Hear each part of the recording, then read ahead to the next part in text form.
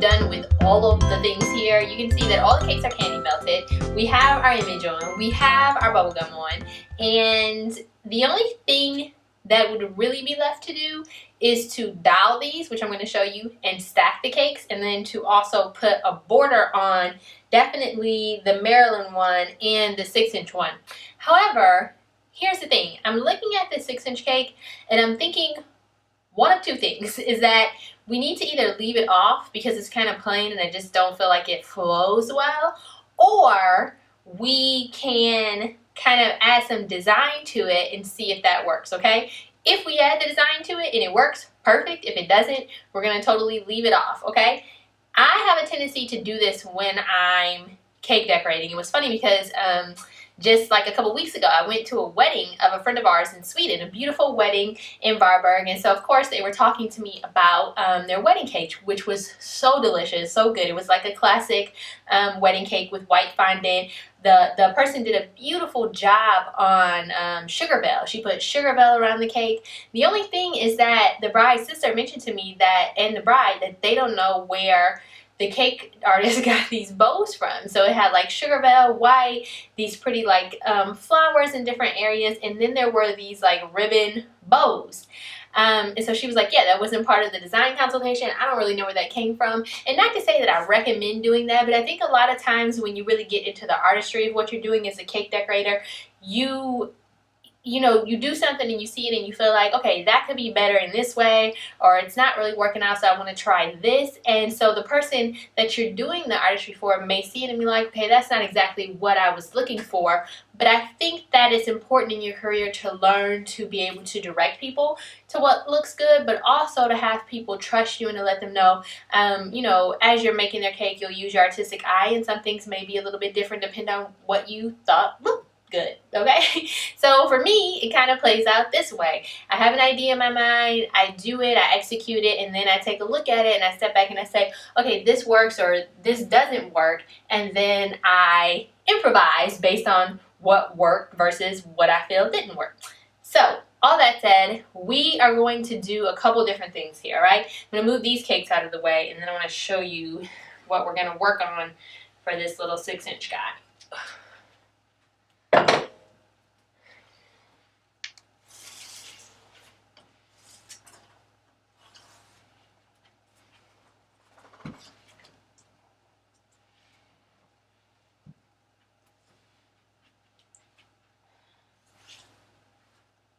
So I have a few items here. Some I bought off of Amazon and some are homemade. So like this bow mold is bought, clearly. The roses, kind of popular, these are bought as well. And then I have this, it's a button mold. Alright, this I made. I just literally bought buttons, and then I have the silicone plastic that I use, mix it together, and then press the buttons in, let it cure up. It takes like 2 hours, and then take them out. I have a couple other tutorials that shows how I do that process, okay, but it's super easy. Then this one, this is a Wilton jewel mold. I bought this one. I made this jewel mold out of like plastic jewels that I got from the craft shop, and this one as well, same thing.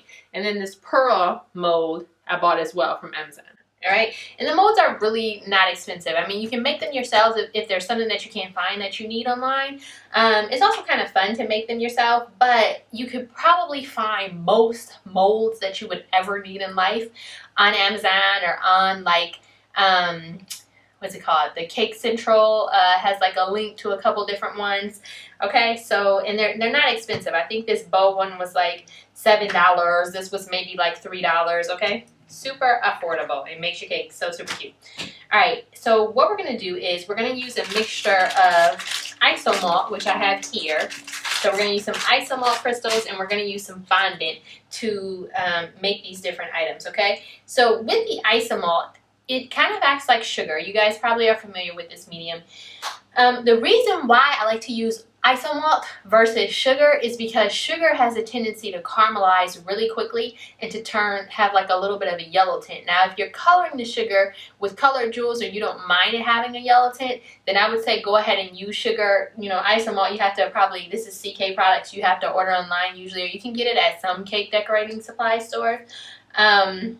but others you won't be able to find it there. So isomalt is not actually, it can be hard on your stomach. It's not actually a food product. It's kind of weird. I don't know, like it's something that's edible, but it's not really something that you should be eating. The other issue that I have with isomalt, so the good side of isomalt is it doesn't turn yellow. So if you need something completely clear like we need today, this is great. But if you want something that is going to hold up a little better, I would recommend using sugar. And with sugar, it's a little bit of a different process. Like you have to get it to a certain stage. If you have a candy thermometer, you'll see on there it has like soft ball and hard ball stage, and soft crack and hard crack stage. So you want to make sure that you bring your sugar to the temperature where it's at the hard crack stage if you want it to stay in a certain formation. The problem that I find with isomalt is that, you know, you melt it and you do your things, but if it's like really hot or humid where you are, the isomalt will melt. Like it'll literally start to melt and disintegrate. And I had a friend, actually, cake decorator, awesome cake decorator, and she did some sugar glasses, like some designer shades for a friend's birthday. And this was a couple years ago, and she asked me, like, I don't know what happened, my sugar glasses, like the glasses just kind of like went away. I don't know what happened. And now I know, after working with isomalt for a little bit of time, that it's because the isomalt melts in hot temperatures, okay, or humid temperatures especially. All right, so we're gonna just go ahead and get started. I'm gonna do the fondant for most of these, but I wanted to do a couple pieces with the isomalt. All right, so you just want to grab a microwave safe dish, something that can handle high heat temperatures. So this is a ramekin that's used for what's called creme brulee, which I love, yummy. So this is used for like little mini creme brulees, but you can just put this in the microwave with your isomalt, and you don't have to worry about it cracking your glass, which I've had happen like maybe 5 times, where once the isomalt starts to cool down, especially if you put it in cold water, for some reason the glass cracks. I don't really know why that is, something with going from like hot to cold. And this has happened to me even with a Pyrex dish, which is made for really, really hot temperatures. So you gotta be careful about that, especially if you like, you know, like have a thing with your Pyrex or with your glass bowls, which I do. It's so sad every time they crack.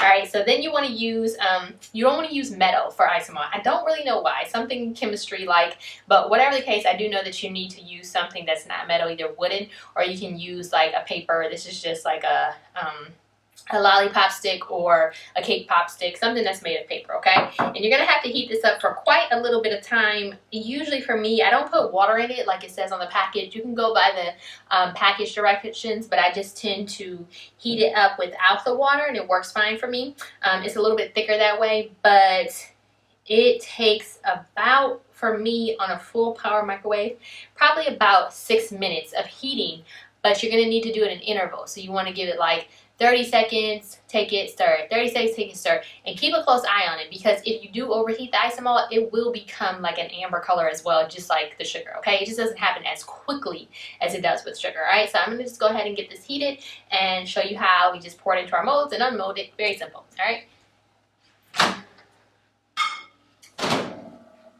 Okay, our isomalt is ready.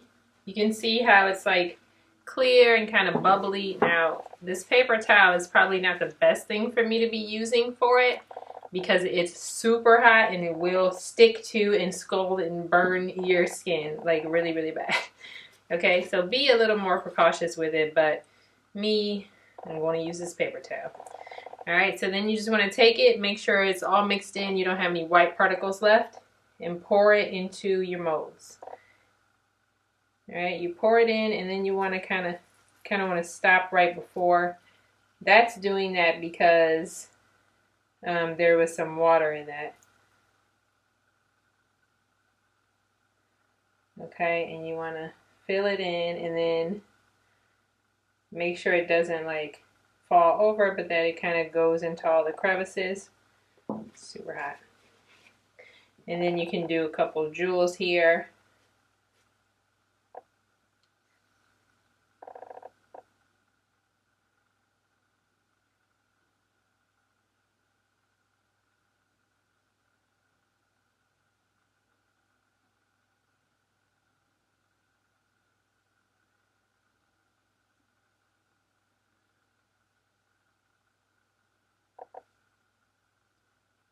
As you pour, you want to be careful to not over pour. So pour and then kind of ease up before you even think you need to, because the sugar will keep pouring for a little bit. So it's easy to over pour it.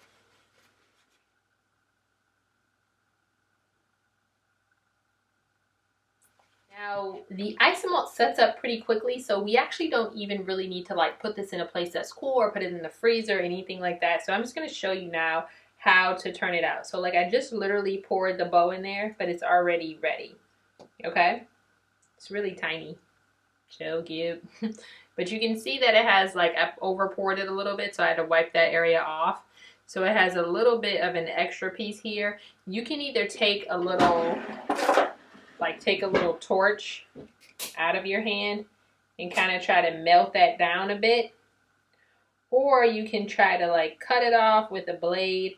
Also, a good thing to know is that if your jewels are a little cloudy, especially from handling without gloves, you can use a torch to lightly shine them up again. But don't torch it too much, because if you do, it'll turn brown. But if it does turn brown or black, you can just wipe it off with a little bit of alcohol, okay?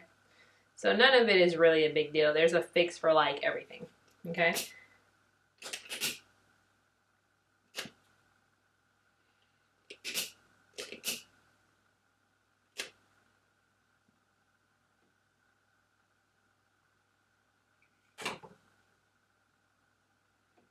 Okay, so you can see where that kind of helps take care of that. And it also can soften it up a little bit, so you can twist it or mold it in any kind of shape that you like if it got a little bit out of shape, okay?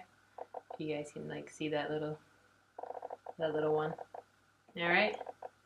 And then for the rest of them, you just go ahead and flip them out.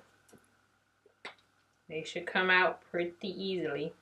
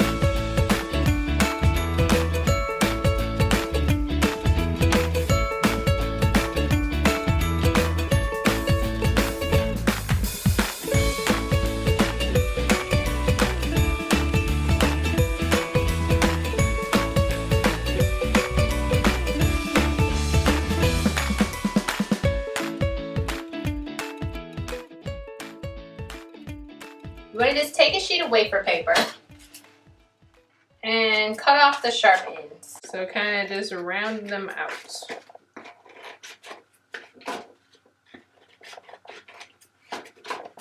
Alright, and then you are going to take your scissor and just cut all the way around in a spiral shape. Okay, it doesn't have to be perfect. Actually, the more unperfect it is, the better.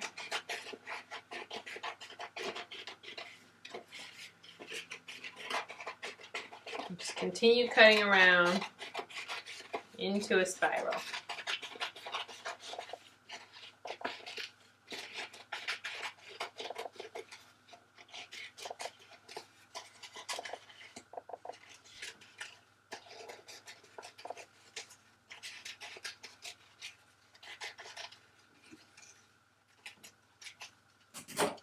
Then you want to reconstruct your sheet of paper. Have fun with this one.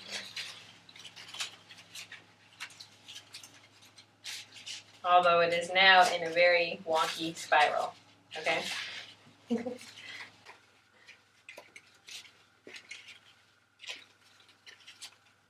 Probably helps if you just follow the line instead of doing what I'm doing. Okay, then you want to take some piping gel, which is just like a sugar gel. I take a mixture of both piping gel and I add a little bit of water to it so it's not so thick, so it's more spreadable. You can probably, you don't want to add too much water because water and wafer paper are not friends. But if you warm it up a little, it'll probably allow it to be less thick. And then you want to spread that mixture or just the piping gel alone onto your spirals all the way around.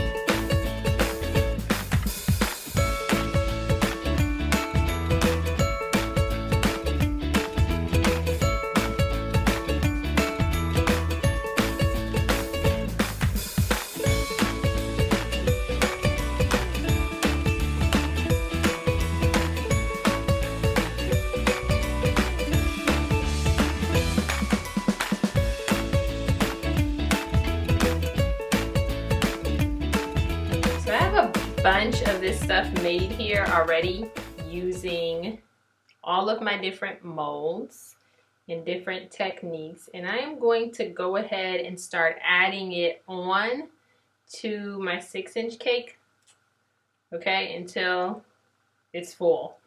I think this should be more than enough. I'm really hoping. Let's just grab our 6-inch cake and start adding this on. You can either use like piping gel or you can use the melted chocolate, whatever you like.